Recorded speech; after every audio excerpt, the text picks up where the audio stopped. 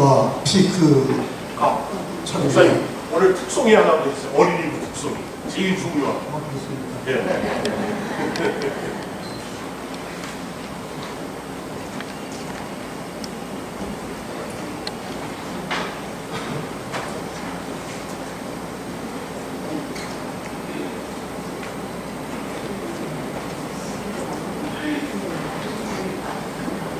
두 곡을 할 겁니다.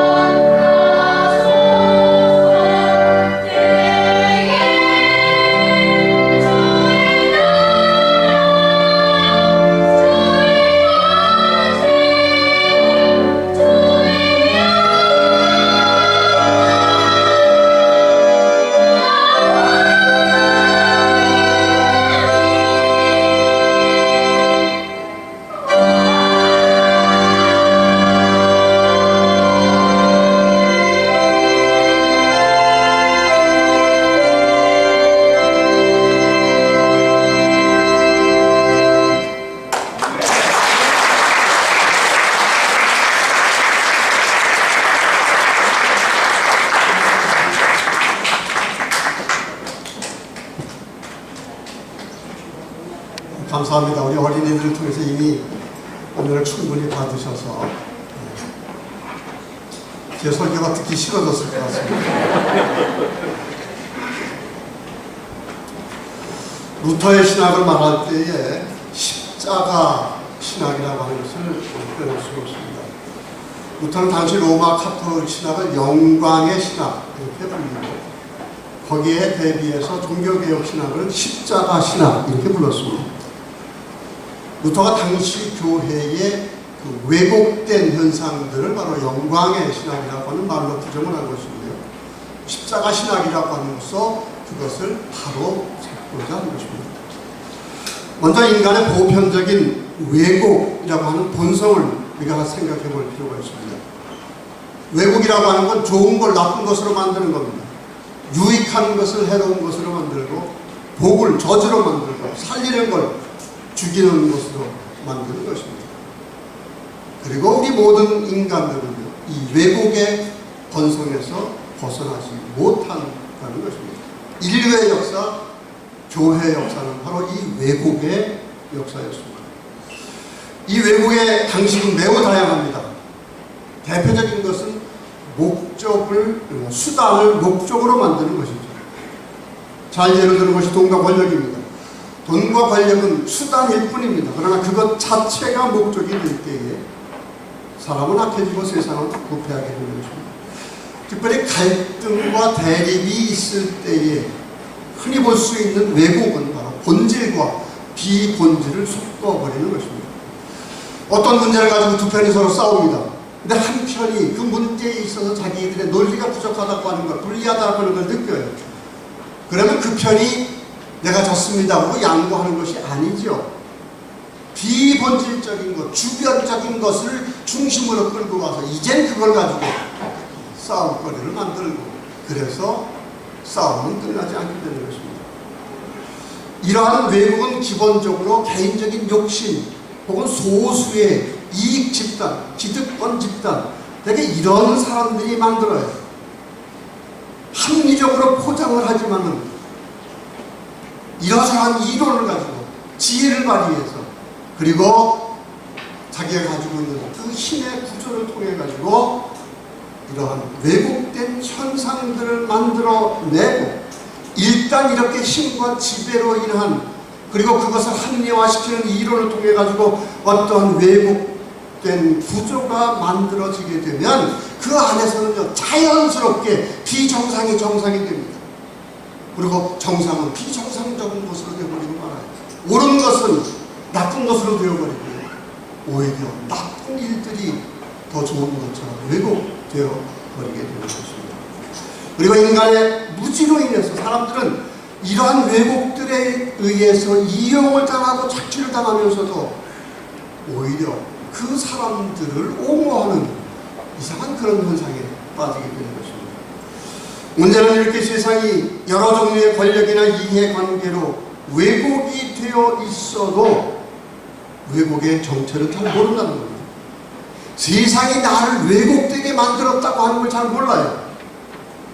내가 하는 행동이 선이라고 알고 있지만 사실은 악의 도구가 되고 있다고 하는 사실을 모른다고 하는 것입니다. 그리고 이러한 가운데서요, 이 세상이 심어주는 생각대로 저주를 복이라고 생각하게 만듭니다. 그리고 정작 복은 저주라고 생각하게 만드는 이런 구조 가운데서 우리는 산다는 말입니다.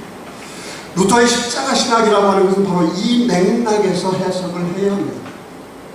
루터는 이러한 왜곡의 정체를 바로 영광의 신학이라고 하는 말로서 규정을 하고, 그 정체를, 우리가 쉽게 알아볼 수 없는 그 정체를 십자가 신학이라고 하는 그 말로서 설명을 해주는 것입니다. 영광의 신학, 십자가 신학 대비점은 간단합니다. 뭐 긴 말이 있으면 제가 간추려서 설명을 하죠. 영광의 신학은 단순합니다. 인간 자신이 이해하고 있는 것을 통해서 하나님과 세상을 본다. 이게 영광의 신학입니다. 십자가 신학은 하나님이 그리스도의 십자가에서 보여준 것을 통해서 하나님과 세상을 이해합니다. 자신이 이해한 것을 통해서 하나님을 보고 세상을 본다. 이게 영광이에요.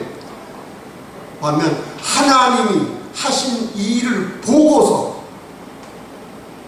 십자가에서 하신 일, 그것을 보고서 다른 것을 이해하는 것, 이것이 바로 루터가 말한 십자가 신학입니다. 우선 우리가 하나님을 이해하는 방식에 대해 생각을 깊이 해볼 필요가 있습니다. 영광의 신학은 자기가 이해하는 것에 따라서 자기가 옳다고 생각하는 기준으로 하나님을 생각합니다. 여러분, 루터에 의하면 바로 이게 우상숭배입니다. 이방신을 섬기는 것, 그것이 우상숭배가 아니라 성경 가지고 삼위일체 하나님을 말하면서도 우리는 우상을 만들어서 우상숭배하고 있다고 하는 걸 루터가 지금 강조하고 있는 겁니다. 왜? 삼위일체 하나님으로 예배한다고 하지만 사실상 자기가 이해하는 그러한 하나님을 자기가 만들어서 그걸 하나님이라고 만드는 것이 우리 인간이라고 하는 것입니다. 그런데 인간은 본성적으로 영광의 신학 방식으로 하나님을 생각하게끔 되어 있습니다. 제 아들이 아주 어렸을 때 이 아들에 대한 얘기는 조그만 거라도 잘 잊히지 않는데요. 장난감을 사주기 위해서 어느 상점에 들렀습니다. 아들이 욕심내는 장난감, 이거 보니까 꽤 비싼 값이 매겨져 있어요. 그래서 제가 좀 싼 것으로 유인하기 위해서 아들을 다른 쪽으로 유인하면서, 야, 이게 더 적지만 이게 훨씬 더 좋아 보인다. 그때 아들이 저를 쳐다보았습니다. 지금 생각하니까 저를 비난하는, 아니면 조롱하는, 비웃는 눈치였어요. 한마디 합니다. 아빠, 좋은 건 비싼 거야. 여러분, 이 말처럼 확실한 진리는 없습니다. 좋은 건 비싼 겁니다. 비싼 건 좋은 겁니다. 비싼 게 더 가치가 있는 겁니다. 좋고 비싸고 가치 있는 것이 더 힘을 발휘하게 되어 있습니다. 그래서 힘이 좋은 것이고요. 우리가 하나님 들을 때 하나님은 선과 힘과 질서의 근본이시고 최고의 선이고 전능하신 분입니다. 모든 좋은 것은 하나님에게서 오는 것이고 모든 능력은 하나님에게서 옵니다. 그래서 우리가 하나님을 믿고 예배를 드리는데, 그런 하나님은 당연히 어떤 하나님입니까? 우리가 예배드리는 하나님은 어떤 하나님입니까? 영광의 하나님, 성공의 하나님, 능력의 하나님, 지혜의 하나님, 승리의 하나님, 명예의 하나님, 풍요의 하나님. 여러분, 이건 당연한 인간들의 본성이고 사고 방식입니다. 뭐가 잘못됐습니까? 잘못된 거 하나도 없지요. 당연한 생각이죠. 이것이 인간의 지혜, 인간의 상식으로 이건 당연한 것이고, 이것이 잘못되었다고 발견할 방법이 전혀 없다고 하는 것입니다. 바로 루터는 성경 말씀을 통해서 이것이 잘못되었다고 하는 것을 깨달아야 됩니다. 그래서 성경 말씀이 다가가는 것입니다. 먼저 루터는 로마서 1장 말씀을 인용하고 있습니다. 거기에서 사도 바울은 인간은 누구나 마음속에 하나님에 대한 지식을 갖고 있는데, 하나님이 계시다고 하는 것을 누구도 핑계할 수 없는데, 인간 스스로 지혜롭다고 생각하면서 인간 스스로의 지혜로서 영원한 하나님의 영광을 썩어질 것으로 만들어버린다. 이게 성경이 하고 있는 말씀입니다. 루터는 다시 고린도 전서 1장 말씀에 주목합니다. 우리는 오직 십자가에 못 박힌 그리스도를 전한다. 표적을 구하는 유대인에게는 십자가는 꺼리끼는 것이요, 지혜를 구하는 헬라에게는 십자가는 삐련한 것이다. 그러나 우리 부르심을 입은 자들에게는 십자가야말로 하나님의 능력이요 하나님의 지혜이다. 바로 이 말씀을 근거로 루터는 그리스도의 십자가야말로 우리의 상식을 뒤집어 엎는, 우리가 하나님이라고 생각하는 그것이 잘못되었다고 하는 것을 이 말씀을 근거로 해서 밝히고, 그리고 이제 성경에서 밝혀준 대로, 특별히 예수 그리스도 안에서 직접 하나님이 나타내신 일, 그리스도의 십자가에서 하나님이 하신 일, 그걸 통해서 하나님을 보고 그걸 통해서 세상을 보라. 그래서 루터에게는 오직 성경인 것입니다. 이 진리는 성경 외에 어디서도 발견할 수 없는 겁니다. 그리고 이렇게 성경에서 말씀해 주시는 것, 이것을 우리는 십자가의 도라고 얘기를 하고, 우리 그리스도는 이 십자가의 도를 통해서 이 세상 사람들이 볼 때는 숨겨져 있고 보지 못하는 것, 오히려 이 세상 사람들이 정반대로 생각하는 그곳에서 우리는 하나님을 발견하고 삶의 진리를 발견한다고 하는 것입니다. 십자가 신앙은 참 진리라고 하는 것은 이 세상 눈에 감추어져 있다고 하는 걸 말해주고 있습니다. 오히려 하나님의 진리는 인간이 생각하는 것과는 정가운데 숨겨져 있다, 이 진리를 말해주고 있습니다. 생명은 죽음 아래 숨겨져 있는 겁니다. 그런데 우리는 죽지 않으려는 생명을 추구하기 때문에 죽음의 삶을 자초하고 있어요. 참 능력이라고 하는 것은요, 성경이 가르쳐주는 대로 세상과는 다른 방법으로 가르쳐주어 있어요. 참 능력이라고 하는 것은 약함 속에 숨겨져 있다. 그런데 우리는 약하지 않으려고 강함을 추구하는 겁니다. 성경이 가르쳐주는 지혜라고 하는 것은 무엇이냐면요, 어리석음 가운데 숨겨져 있다고 하는 겁니다. 그런데 우리는 어리석지 않으려는 지혜를 추구하는 것이에요.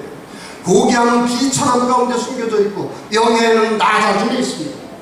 그런데 우리는 낮아지지 않으려고 매 순간 어떤 일을 당하든지 어떤 논쟁을 하든지 목에 기부스를 풀지 않고 그런 모습 가운데 자기만 모를 뿐이지 남들이 보기엔 다 부끄러운 사람이 되어가고 있는 것입니다. 세상적으로 볼 때 여러분들이 미련하다고 여러분 생각하십니까? 세상이 여러분을 부끄러운 사람으로 판단하고 있습니까? 십자가 신앙은 그것을 뒤집어 엎습니다. 세상적인 부끄러움 가운데 오히려 자랑거리가 있다는 것이에요. 연약함 가운데 강함이 있다는 것입니다. 지는 것이 이기는 겁니다. 제가 어떤 사람을 압니다. 평생 얼마나 잘 싸우는지 몰라요. 싸울 때마다 늘 이깁니다. 한 번도 언변에서 이거에서 저 본 적이 없는 사람이에요. 그러나 그는 인생이라고 하는 전체 전쟁에서 남은 게 아무것도 없는 인생의 전쟁에서 패배한 그런 삶이 되어버리고 말았습니다. 여러분, 예수님은요, 패배하심으로 승리하신 분입니다. 결정적으로 하나님의 신성은요, 인간성 속에 숨겨져 있었어요. 이걸 누가 상상했겠습니까? 하나님의 영원한 영광은 십자가의 모욕 가운데 숨겨져 있는 것이었어요. 여러분, 영광과 모욕을 어떻게 우리가 연결시킬 수 있겠어요? 그러나 예수님은 십자가는 세상이 어떤 세상, 어떤 철학적, 어떤 교훈도 얘기해 줄 수 없는 바로 이 진리를 우리에게 말해주고 있는 것입니다. 이렇게 숨겨져 있는 것을 보는 게 기독교 신앙입니다. 여기에서 한 걸음 더 나아가야 할 중요한 신앙 요소가 있어요. 그것은 십자가 가운데 숨겨진 것을 발견한 그리스도인이라고 한다면 누구든 구경꾼 입장에서, 이론가 입장에서 십자가에 대해서 논할 수 있는 그런 그리스도인은 존재하지 않는다고 하는 것입니다. 다시 말씀드리면 그리스도의 십자가는 우리 자신의 십자가가 되어야 하는 것이고, 그리스도의 십자가는 나의 십자가 가운데서 현실이 되는 것입니다. 좀 어려운 표현일지 모르겠습니다만 제가 간추리기 위해서 쓰는 말입니다. 한마디 한마디 중요한 의미를 담고 있어요. 그리스도는요, 하나님이 인간이 되신 하나님의 현실입니다. 그리스도의 십자가는요, 하나님이 고통을 받으시는 가운데 이 세상에 나타난 하나님의 현실입니다. 우리는 왜곡된 현실을 살고 있어요. 그 왜곡된 현실 가운데 그 십자가는 하나님의 현실이고, 우리 믿는 사람은 우리의 현실 가운데서 그분의 십자가의 삶이 우리의 삶이 되어야 한다라고 하는 것입니다. 이해하기 쉽게 부정적인 것부터 말씀을 드립니다. 여러분은 여전히 하나님에 대해 말하고, 진리에 대해 말하고, 신앙에 대해 말하고, 교회에 대해 말할 때에 과연 그리스도의 십자가를 보고 거기에서 말씀을 하고 있습니다. 여러분이 사랑하는 성취, 여러분의 부부, 이것이 하나님이 여러분을 인정하신 증거라고 생각을 하십니다. 여러분, 바로 이러한 것 때문에 예수님은 십자가에 달려 돌아가셨고, 바로 그것 때문에 예수님의 십자가는 회개하는 여러분을 위한 십자가가 되는 것입니다. 긍정적인 면에 생각해 보십시오. 여러분은 세상적인 기준에 따라 생각하며 하나님께 버림받은 사람이라고 생각을 하십니까? 여러분은 능력이 없고 미래가 없는 사람이라고 생각을 하십니까? 여러분의 가난과 질병과 사회적으로 겪는 소외와 어려움, 이게 하나님의 벌이라고 생각을 하십니까? 예수님은 여러분이 저주라고 생각하는, 아니 이 세상이 여러분으로 하여금 저주라고 믿게 만든 그러한 우리 곁에 오셔서 그 저주의 십자가를 대신 지고 우리 곁에 오셔서 우리를 만나고자 하시는 것입니다. 그 방식으로 그리스도의 십자가는 바로 우리의 십자가가 되는 것입니다. 보다 심각한 부분을 생각해 보십시다. 여러분, 지금 우리 현실에서, 아니 지금 우리 신앙 공동체 가운데서 무엇이 선이고 무엇이 악이라고 생각을 하고 계십니까? 여러분, 누가 반복해서 강조했던 게 바로 이겁니다. 영광의 신앙은요, 있는 걸 있는 그대로 보지 않는다고 얘기했어요. 그래서 악을 선으로 만들고 선을 악으로 보는 게 이 영광의 신앙이라고 얘기를 했어요. 여러분, 인간은요, 있는 그대로 보지 않으려고 해요. 자기 관점에서 뭔가 해석을 붙입니다. 싸움을 하는 그런 관계에 있으면 그 본질 그 자체를 보지 아니하고 자기 진영에 유리한 논리를 갖다 덧붙이는 게 우리 인간이에요. 자기의 일, 자기의 관점, 자기의 자존심, 이것이 덧붙여서 있는 그대로를 우리는 보지 못해요. 십자가 신앙은 있는 그대로를 보는 그 가운데서 거기에서 선은 선이고 악은 악이다, 비로소 이렇게 말할 수 있는 것이 바로 신앙을 가진 사람들, 십자가가 우리 현실이 된 그런 사람들이 말할 수 있는 그런 진리라고 하는 것입니다. 더 넓은 시각에서 보죠. 인간의 역사를 볼 때도 우리는 영광의 신학이 지금까지 지배해왔다고 하는 걸 부인할 수 없습니다. 기독교 2000년 역사, 온 세계의 역사, 우리나라의 역사에 있어서 얼마나 많은 선한 사람들이 스스로 선이라고 주장하는, 아니 스스로 선이라고 의심하지 않는 그런 사람들에 의해서 희생을 당해왔습니다. 이게 우리의 현실입니다. 이게 우리의 역사입니다. 그리고 이것은 바로 복과 저주와 연결되어 있어요. 성경만 하면 된다. 성공 자체를 복이라고 생각하고 수단 방법을 가리지 않고 성공하였다고 하면 세상은 그것을 성공이라고 하고 복이라고 할지 모르지만은요, 십자가 신학에서 볼 때 그것은 결코 복이 될 수 없습니다. 악이 성공하는 건 자신에게나 공동체가 복이 아니라 저주가 되는 거예요. 자격과 정당성이 없는데 권력을 가졌다면 절대로 복이 아닙니다. 땀을 흘리지 않은 돈은 결코 여러분들에게 이로운 것이 되지 못합니다. 독이 될 수밖에 없어요. 세상은 이렇게 가르쳐주지 않습니다. 바로 이것을 뒤집어서 숨겨져 있는 것을 가르쳐주는 것이 바로 그리스도의 십자가라고 하는 것을 루터는 말하고 있습니다. 세상은 아직도 영광의 신앙으로 왜곡된 현실입니다. 바로 이 왜곡된 현실에서 하나님의 진리는 십자가로 나타나는 것이에요. 이 십자가를 믿는 사람은 이 현실에서 자기 자신과 정면으로 대결해야 되는 십자가의 현실을 살아야 되는 것이에요. 이 그리스도의 십자가 가운데서 하나님을 발견한 사람이라고 한다면 거센 이 세상의 파도를 거슬러 살아가면서 이 세상이 얘기해주는 강함, 이 세상의 영광, 이 지혜와 정면으로 부딪히는 그러한 십자가의 현실이 나의 현실이 될 수밖에 없다는 이야기입니다. 예수님은 십자가에서 나를 위해 돌아가셨다, 물론 그렇게 연결이 되죠. 그러나 단순히 그러한 한면적인 어떤 그러한 것으로 십자가의 의미는 끝나는 것이 결코 아닙니다. 그리스도의 십자가를 말할 때 우리는 종종 금식, 고행, 어떤 그런 십자가를 생각할 때가 있어요. 저도 40일을 금식해 본 사람입니다. 제가 느낀 거는 굶어 죽을 뻔했다는 거거든요. 많은 사람들이 그 금식 이거 한 거 가지고요, 다른 사람들에게 기도해주고 능력받았다고 하는데 저보고도 기도해달라고 막 왔어요. 전 환상 본 게 짜장면밖에 없기 때문에 도대체 제가 해줄 수가 없어요. 여러분, 많은 사람들이요, 고행, 금식 물론 필요한 부분이에요. 그러나 그것을 자기의 공적으로 생각해버릴 때부터는 이것이야말로 영광의 신앙이라고 얘기했습니다. 또 십자가 신앙이라고 하면 우리에게 그것은 인간이라고 하면 누구나 피할 수 없는 인생의 십자가의 의미를 재해석해 주는 것입니다. 누구나 고통과 고난 없는 삶을 원합니다.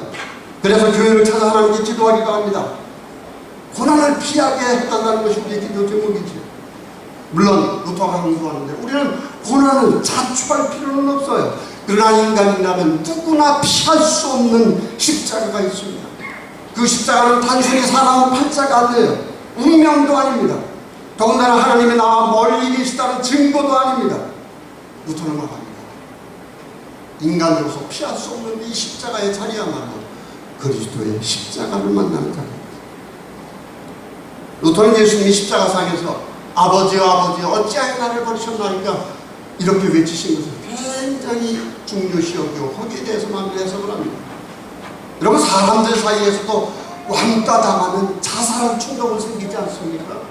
가끔 집사람이 저 소홀히 여기는 것 같으면 굉장히 서운해요. 인간이 감정적으로 이런 감정인데 하나님이 나를 버리셨다, 이런 절망이 어디 있습니까?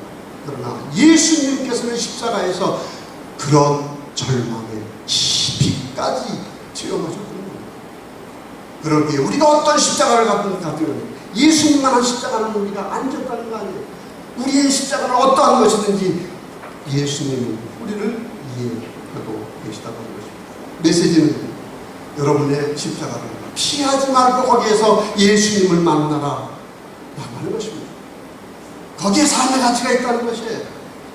그 십자가의 자리에서 예수님은 십자가를 지면서 우리의 십자가가 헛된 것이 아니라 의미 있고 값진 것으로 만들어 주시기 위해서 십자가를 주시고 우리의 십자가를 만나신다고 하는 것입니다. 이제 우리의 십자가는 이웃의 십자가와 연결이 됩니다. 이것은 기독교 신앙의 당연한 논리입니다. 하나님 나를 무조건 사랑해 주셨다는 게 우리 신앙 고백이죠. 그 이유가 무엇입니까? 이웃을 조건 없이 사랑하라는 그런 뜻입니다. 여러분, 인간관계, 이게 삶의 전부 아닙니까? 인간관계가 삶입니다.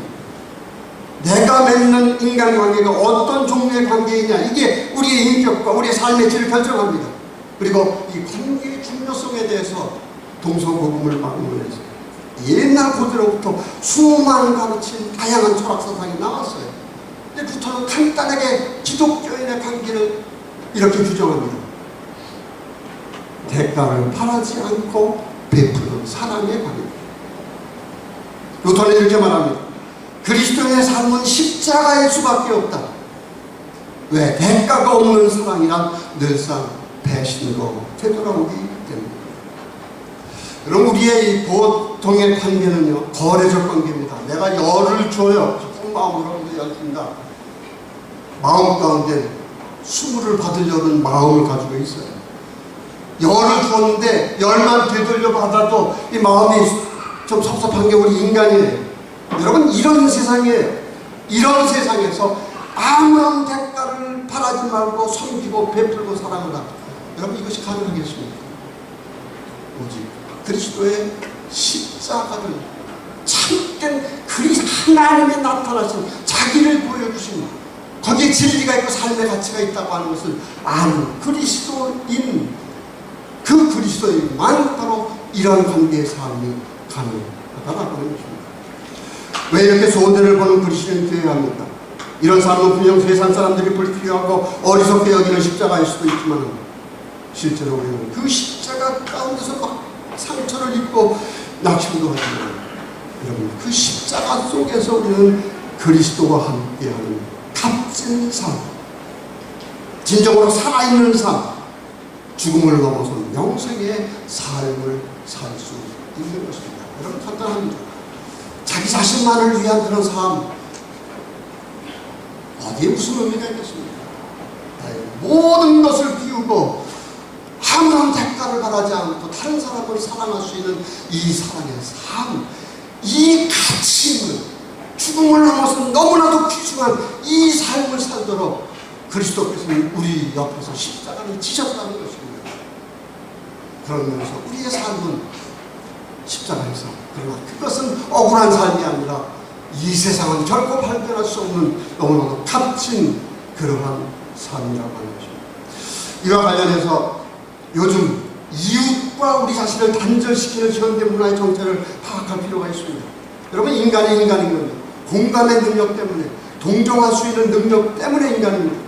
불쌍한 서지의 사람을 보면 불쌍히 여길 수 있는 마음 때문에 우리는 인간이고요. 이런 능력을 상실할 때 우리는 비인간적인 사람이 되는 겁니다. 그런데 요즘 현대 문화, 도시 문화는 알게 모르게, 여러분 의식하지 못해요. 이런 동정의 능력을 자꾸 빼앗아 버리고 맙니다. 남의 일에는 간섭하지 말라. 옆에서 사람이 죽어 넘어가도 우리는 간섭하지 않아요. 몰라요. 이게 현대 도시 문화가 우리에게 은연중에 심어주는 생활 철학입니다. 익명성으로 살라 얘기를 합니다. 좋은 면에는 나쁜 면에는 나를 드러낼 필요가 뭐가 있느냐. 군중 가운데 섞여 살면서부터 사는 되지 않느냐. 여러분, 바로 이것이 현대인의 가장 심각한 질병은 외로움이다. 많은 사람들이 그래요. 현대인의 가장 깊은 질병, 외로움이다. 도시 문화는 언제나 우리에게 모든 이웃을 단절시키고 외로움 속에 묶어버리고 한다. 더군다나 현대 물질주의라고 하는 것, 당연한 듯이 우리는 살지만은요, 물질주의는 영적인 차원, 물질의 차원, 육의 차원, 그 너머에 있는 영의 차원을 빼앗아 버리는 게 물질주의입니다. 무엇보다 현대문화는 여러 가지 형태로 강력한 지배의 역할을 가지고 있어요. 옛날에 비해 오늘날 우리는 민주사회가 되었고 평등한 사회가 되었다고 하지만 그렇지 않습니다. 많은 학자들이 지금 우리를 지배하고 있는 그 많은 요소들에 대해서 그 어느 때보다도 강력한 힘으로 우리를 꼼짝 못하고 조종하고 있는 이러한 이 세상을 분석을 하고 있습니다. 이 세상 모든 종류의 지배관력, 그것의 한 특징만 말씀드립니다.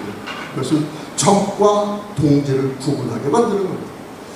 우리 지배 가운데서, 이 세상적 지배 가운데서 우리는 알게 모르게 사람들은 적과 동지의 개념으로 구분을 합니다. 여러분, 상대방이 적이다라고 하면 우리는 그 사람에 대해서 얼마든지 비인간적인 사람이 될 수 있는 것이에요. 그 사람이 적으로 규정된 이상 그 사람에게는 얼마든지 끝을 모르게 잔인할 수 있는 게 바로 이 세상에, 이렇게 세상은 우리를 만든다고 하는 것입니다. 사상이 다르다고, 정치적 성향이 다르다고, 이념과 교리와 관습들이 다르다고, 왜 우리가 적과 동지가 되는 것입니다. 바로 이것이 우리에게서 이웃을 빼앗아가 버리고 왜곡된 현실을 살게 만들고 예수님을 믿는다 하면서도 십자가의 현실을 살지 못하는 그런 요인들이라고 하는 것입니다. 이 세상은 자살 테러범 같은 어리석은 사람, 우리가 얼마나 어리석은 사람이에요. 그런 사람을 영웅으로 만들고 있습니다. 여러분, 이게 이 현실이에요. 이 세상 현실에 나타난 하나님의 현실, 그건 바로 그리스도의 십자가였다는 것이죠. 그 십자가는 여전히 무력하고 매력없고 어리석은 것처럼 보여도 우리 믿는 사람들은 그 십자가 가운데서 전능하신 하나님을 봅니다. 전능하신 지배의 능력을 봅니다. 거기에서 구원의 능력을 보는데 우리 그리스도인 것입니다. 마지막으로 루터는 교회의 십자가를 말하고 있습니다. 여러분, 교회는 교회 자체를 위해 존재하지 않습니다. 특별히 십자가 신학의 관점에서 한번 오늘날 교회가 추구하는 성공을 한번 생각해 보십시오. 교인 수천 수만 명 교인이면 성공한 교회입니까? 수십억 수백억의 예산을 집행하는 교회가 과연 은혜가 충만한 교회, 성령이 함께하는 교회겠습니까? 루터의 신학에 의하면 이런 교회야말로 영광 신학에 서 있는 교회입니다. 그렇기 때문에 온갖 비술이 세습과 관련되고 그저 엉터리 재정 관련된 그런 비리적 비리, 성폭행 이런 것들이 사회적 문제들이 되어도 정작 꼼짝도 하지 않습니다. 여러분, 영광의 신학이라고 하면서 그만큼 세요. 그렇게 강합니다. 그리고 그만큼 매력적인 것입니다. 그러기에 참 그리스도의 삶은 더욱더 십자가일 수밖에 없다고 하는 것을 우리는 알아요. 저희에 의하면 교회는 영적인 존재지만 언제나 가시적인 실체이기도 합니다. 루터가 보이는 교회, 보이지 않는 교회 나눴다고 하지만 그건 잘못된 생각이에요. 루터는 보이는 교회, 현실적인 우리의 교회를 굉장히 중요시 여겼어요. 그가 관심한 것은 이 눈에 보이는 현실적인 우리의 교회가 참 교회인가 거짓 교회인가 이것을 언제나 염려를 했는데요. 말년에부터는 이 외적으로 참 교회를 나타내는 표지가 있어야 된다고 해서 몇 가지를 열거를 합니다. 두 논문에 거쳐서 조금 다르게 열거를 하지만 거기에 빠지지 않고 등장하는 게 있어요. 참 교회가 뭐냐? 아무리 초라한 교회라도 그 교회가 참 교회라면 그 교회에는 십자가가 있다는 것입니다. 교회는 안락함과 즐거움을 추구하는 친교단체가 아닙니다. 이 세상에서 해야 할 하나님의 사명이 있습니다. 십자가가 없다면 참 교회 존재의 의미는 없는 겁니다. 물론 이 십자가라고 하는 건 교회 내부적인 그런 십자가 아니에요.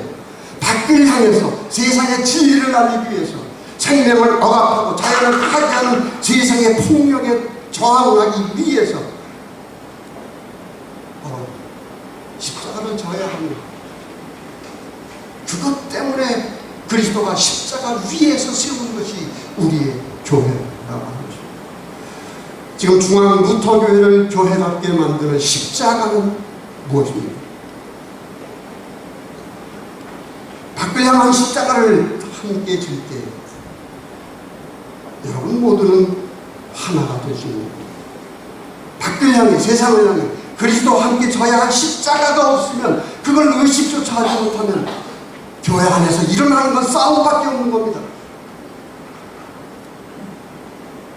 아무리 그리스도의 이름으로 예배를 하고 아름다운 예배의 의식이 있다 할지라도 십자가를 지신 그리스도와 함께 향해 가는 십자가의 여정이 이 삶 속에 없다고 하면 여전히 왜곡된 이러한 현실에서 십자가의 현실 가운데 참 하나님의 진리, 참 생명을 얘기해야 되는 그러한 사명으로서의 교회가 그 십자가를 지고서 이 세상을 향해 나가지 않는다고 한다면 성령이 이 교회를 축복해야 할 이유가 무엇입니까?